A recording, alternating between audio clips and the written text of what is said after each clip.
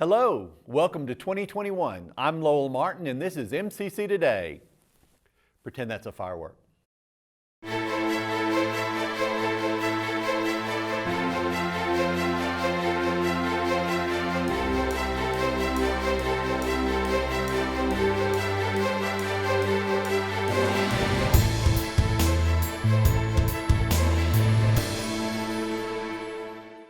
On today's show, we have Dr. Huebner, the president of MCC. You're not going to want to miss this. Meridian Community College. For more than 75 years, we've helped students soar. Establishing the first tuition guarantee program in Mississippi, we put our students first, while creating pathways into the workforce and offering a seamless transition to a 4-year degree. Now is the time to find your purpose and register today, because those who move forward never get left behind. MCC, find your wings. Okay, and we are here with Dr. Huebner, the president of Meridian Community College. Welcome to the show. Well, thank you. I think this is in keeping with, this is maybe our 3rd semester that you've been the first guest on the show. I hope so. That's what I've been trying to do every semester. Well, I wasn't aware, but thank you. Yes. And you've gotten a haircut for this event. Well, I had to lose weight somehow. That was the only other option I hope you had a good break. I had a really good break. And Excellent. did you? I did. We saw the end of 2020. Yes. Finally, it came to an end. But one thing that you sent out an email on the distribution list, and I wanted to talk about that just a little bit. Sure. Where you said that it wasn't all bad, and I agreed with you completely. It wasn't all So what were your takeaways from 2020? Well, I think that's a really thoughtful question, and I appreciate that. Sometimes people don't move forward on a personal level until they're forced to. Sometimes institutions don't until they're forced to. And so some of the opportunities that we've had because of COVID have really provided us the venue for making some pretty significant changes to how we do things here at the college. And I know it's been painful in some regards, in many regards, but at the same time, I think we'll look back and be thankful that we had some resources available to enable us to make those changes in the way we did. So I'm specifically thinking about some of the changes we've made to technology. Yes. We still have in my mind kind of the next steps and that we need to be moving toward. But just in the list, new network, new servers, new switches. Software packages for a variety of our departments that will enable us to operate remotely, but those things also then become tools for greater efficiency and a greater personal touch with our students. And so all those positive benefits that come with kind of rethinking how we do things and reevaluating processes and looking at technologies that can enable us to do that. And of course then, devices. I mean, like hundreds of laptops and microphones and cameras and what was an unusual meeting type, a year ago. I mean, I had Zoom meetings. Many of us did, but now it's kind of normal. I had was meeting yesterday, and I thought it was so funny. I was supposed to meet with someone to go over, talking about topics for something, and we were going to meet in the Success Center where my office is. Right. And suddenly I get this email saying, "Let's just Zoom."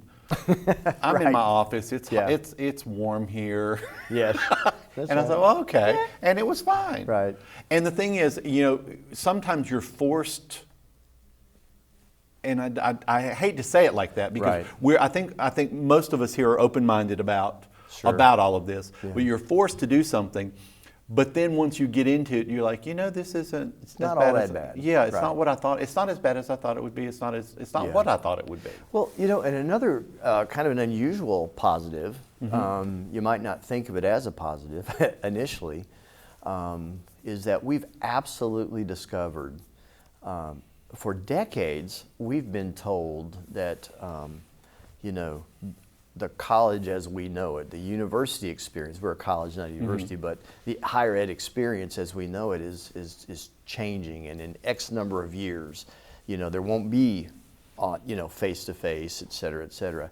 But I'm here to tell you that, that so many of our students are craving the normal college experience. Yes. And that's traditional students, that's non-traditional students, not to even mention faculty and staff. But I mean, the one thing that it's been very reaffirming for me. So if I'm looking back and thinking about things we've learned that are positive for the institution, positive for higher education, for obviously for MCC, it would be that the way that face-to-face opportunity, that interaction, that personal touch that that makes a place like MCC special is people miss that, and they want it, they desire that, and that's comforting to me, because we now know how to utilize technology in a different way. Yes. And that's going to be with us forever. I mean, in some capacity, that's not going away. But as we kind of morph back in time to the more traditional approach, it's now going to be enhanced by our knowledge over here. But it also gives us an appreciation for that face-to-face interaction that is so important to the educational process. So, I'm not sticking my head in the sand. I'm telling you, I get daily feedback from students who say, we want so bad to go back to that kind of environment. So to me, there's a lot of comfort in that. Another thing I have been struck by is the willingness of our students and the understanding of our students, but the willingness of kind of go with the flow, and they understood why we were doing what we were doing. And I did not have one issue in my classes of students with not wanting to wear a mask, not wanting to wipe down areas, not wanting to do that in the Success Center. I have not had one issue with that at all. So you hadn't shared that with me, but I'm not surprised, because I've witnessed that too. I know sometimes people get forgetful, or sometimes I guess maybe careless, and they think, oh, I don't need it, or whatever. But by and large, I've been so pleased with the response from our students, our faculty, and our staff. They've maintained a positive spirit throughout this, and just in talking to some students about their classroom situation, just randomly having random conversations, they by and large are just letting it roll off their back, like that's just what we're doing, and it's just part of it. And they've been conscientious, I think, by and large, and have done a really great job with that. There are obviously some classroom environments in which it's a lot more difficult than a traditional classroom environment. So there have been challenges there that have made it difficult, but I'm not being, bombarded by student complaints or anything of that nature. I think people understand it's just a weird, unusual situation, and we hope we never have to go through this again, but we have to endure. We can decide we don't like it if we want to, but that doesn't mean we have to keep moving still forward. Have to do this. That's right. And there is that amount of COVID fatigue. There is that amount, and I understand that. And there are moments, and I've gotten to where now I walk out of my office like, oh no, I left my mask. Right. Or get out of my car to go somewhere. But I also have been, stricken by the teachers, especially some of the older ones who were not as tech savvy, who are stepping up to the plate. Yeah. And who are, really, and I know that we might say that they have virtual office hours, but they are contacting students, and they are making sure that they're trying to bridge that divide sometimes when you're not able to be physically with the students. I've been so impressed with that. That is such an excellent point. So when you're thinking about, the utter disruption to normal life, right? And you're thinking about on the spectrum of from people who, the technology is whatever, they're comfortable with it, it's not any big deal, to the folks who aren't still really sure if they're confident writing an email. I mean, that whole spectrum of people, but yet there's been an adaptation, there's been a willingness and a positive spirit. And I always say, look, people may be complaining behind the scenes, but it's not getting to me. So my point is that I'm only hearing a desire on the part of people to adapt. And because here's the other thing, like this what we do here is not about, a job for me or a job for you, or about, I don't know, about things that sometimes we as higher education institutions, or the world really, we make things about something they're not. Right. And then we forget mission, we forget purpose, and then we get thrown into an environment like we have been in the last 9 months where this is what we do. And I've said this often, this will affirm your calling to higher ed, or it will make you realize you should be doing something else, because this is what we do. Yes. And so that doesn't mean it's perfect, and it doesn't mean we've not had bumps in the road and won't have bumps in the road. It doesn't mean that rock. Yeah. It doesn't mean that. It doesn't mean that we've perfectly addressed every scenario that I may have made a decision that we're going to do this virtually, and some other institution may have said we're going to do it in real life, and maybe we could have been okay, or maybe they should have done it like this. I mean, all of that, we can look back and second guess virtually every step, but at the end of the day, it has reaffirmed in my mind. Is reaffirmed what we do, and in a very unique way that is, I think, not going to be soon forgotten. I think another, and this is, of course, it's MCC Today, so all things MCC, and how great we are, because I truly do believe that. But we're not hogging all of this knowledge that we're gaining just to ourselves. Right. Because I was part of a program to help our local schools go into, and address some of the issues that they have. So, some of the stuff that we're learning, we're passing along, which I think is the epitome of what we do. No, absolutely. Yeah. And so we've been nominated for an award.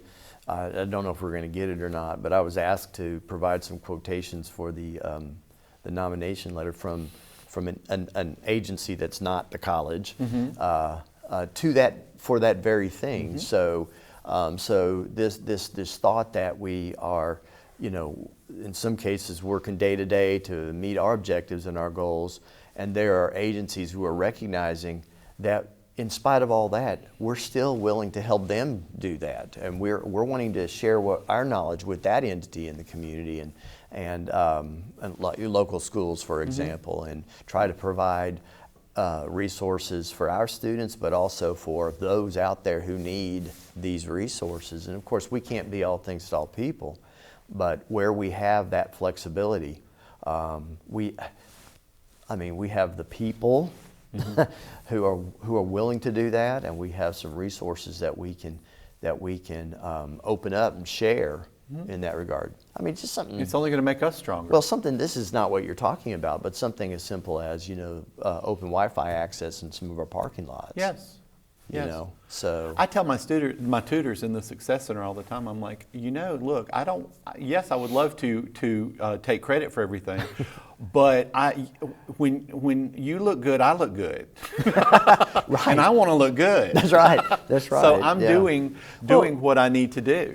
This is something that we don't even think about, because I think sometimes, where I live and the world in which I live, I don't even think about this, but we had an analysis done of our students based on their actual addresses, and to identify which of them had access to high-speed internet. And roughly 15% of our students do not have access to high-speed internet at their house. So, and that isn't an estimate. That is based on their actual addresses pinned against the available opportunities in the places where they live. And so think about this. If I say 15%, you're like, oh, well, that's. But if I were to give you a number, like in a typical semester, that might be 450, 500 students. Yes. I mean, that's Huge. pretty overwhelming Yes. when you think about it. Yes. So it's those are challenges that as an institution, and that's not just us. Those are those students in K-12 who are trying Right. to. So I know that wasn't your specific thought, but that is just one example of how we can open a door in such a way that it's not costly, but yet it provides a handout, a resource to the people in our community. Okay, well, listen, we have to take a break. Okay. And I want to come back and we'll pick this up. All right. Okay, we'll Thank be right you. back. Since 1996, the MCC Foundation Tuition Guarantee Program has provided students an opportunity to find their potential. Thousands of students have benefited from the program. Over $6 million have been invested in the students who learn and live right here in our community. This program is funded by individuals and businesses who believe in our students, our families, and the economic impact of an education at Meridian Community College. Now is your chance to offer support. Give today at meridiancc.edu/give. And we are back with Dr. Huebner, and I want to continue our conversation. Now, you know, we've talked about 2020 a good bit and the challenges that we had, but now we're into 2021. Right, yeah. And it is a new year. Right, and it came in with a vengeance. Day one, ice. Yes, there you go, yes. And so we had to start a little bit late that day. Yeah. But we were here, got everything going. When do you think we will be able to get back to normal? What do you think? What have you heard, if you don't mind me asking? Well, I mean, that is a loaded question, I know. No, and yeah, so many no. factors change. They do. And they change almost daily. So for example, personnel so there's a vaccine schedule. Right. And I shared that with faculty and staff last Yes. week, I think. Yes, Maybe I it was believe this so. week. It all runs They all together after a run, while. And starting January 18th, people who are in educational institutions are eligible. But then, was in a meeting this morning, I think it was in the newspaper yesterday, that there's not a vaccine supply in the area that will allow us to move forward with that schedule. Okay. What does that mean in terms of the schedule? Well, we don't know. Right. In fact, we're hearing that additional dosages won't become available in this area for a number of weeks into February. So that's going to push things back, and so we've obviously had a number of our faculty members who in our health-related professions programs who because of their positions in the healthcare arena who have had the first round of vaccine, and from what I understand, that's gone well. But then we've got a lot of other folks to roll through, and our version of the top of the list puts us in starting on the 18th. But if there's not an available vaccine, there's not a dosage, then we just kind of get in line. And so I think they've not even been able to accommodate the entirety or the population that desires the vaccine in the first round, which is going on right now. So I'm aware of individuals who are on into their 80s who have signed up, but they're not going to be getting a vaccine for weeks. Okay. So my mother signed up to take it Monday. Is that right? Yes. So and we haven't heard anything that there's none available at the And I would moment, just so. tell people, if you've signed up and if you got a slot, well, now the word was that if you've signed up now, that there are enough to accommodate those who have signed up, but that they're not slots now. So, But at what point do you think y'all will feel comfortable yeah. kind of reopening everything the way? I mean, Right. is there a point that is there a number of vaccinations, or is there a number? I mean, I'm just So how does that work? So on a daily basis, reviewing information about outbreaks and the number of deaths and positive tests, et cetera, et cetera. Of course, we're reviewing that information here on campus with our own people, our own students, and if there are, we have a pretty I think we do really well with regards to contact tracing. Calvin Bennett, who used to be full-time here in housing, but now has a job in one of the local hospitals as a nurse, but he is remaining on staff as our contact tracing person, and is very conscientious and is very familiar with protocol. So when we have a situation where a faculty, staff member, or a student, we pursue that contact tracing immediately. So but to kind of get to your question, there's so much that's unknown right now, and so we're really kind of going through it almost on a day-to-day basis still. Now, as I sit here now, I would certainly hope by the fall that there will be more of a sense of, okay, most things I'm reading suggest that's going to be the case, but there are, some items that suggest that's not, and there are even those who suggest we haven't seen the worst of it. So, heard an interview this morning in which the reason why we see such an increase in the wintertime is not necessarily because, the virus likes the cold, but people don't like to be out. Right. And so we tend to be congregate together. And so holidays make it difficult and all. But, I'm even locally hearing a number of just what I would call heartbreaking stories. We've had a number of personnel who have lost students, who have lost members of their family. Yes. We've even lost people ourselves here, So it's been I don't even know the word. It's just been something that I don't think any of us ever thought we'd experience. And in a million years, right? And we talked about it before. I see a lot of people being cautious. You and I had our masks on till we sat down. Yes. The folks who are doing the filming and the instructors who are helping, they're wearing masks. Yes. And are working to kind of stay apart from each other, and that's just kind of par for the course. But at the same time, it's difficult to ensure that you're not going to get it. But it's we're doing the just best with one of those things. Yeah, we're doing the best with what we got, with what we know and how we know. So I would. I'm saying that we're moving toward normalcy every week, but there are so many things we just don't know right now. Well, to get away from this topic just a little bit, because I remember when we had our opening General Assembly meeting and we were talking, that I just wanted to talk about some of the things that we have coming for MCC. Okay. And some of the good things that we have coming. Yeah. If you could share with us anything you're willing to share about absolutely. Some of the things that we have happening here. Thank you. Yeah, it is exciting. So I always tell people this, we've done a good job of saving some resources that are designated specifically for capital improvements on campus. And so one of the things that and this studio is a great example of it, is working to update, upgrade the things we have. And so I always tell people, I don't want to build any new buildings. I want to make the buildings we have better. Yes. And so we have a lot of projects that are even happening right now or in the works, and it's a humongous list, but that includes new science labs, 5 new science labs in the top floor of Ivy Skaggs.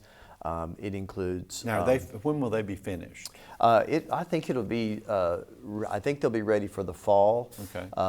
Excellent. Right, and then a new HVAC system in Riley Health Sciences. That's going to be.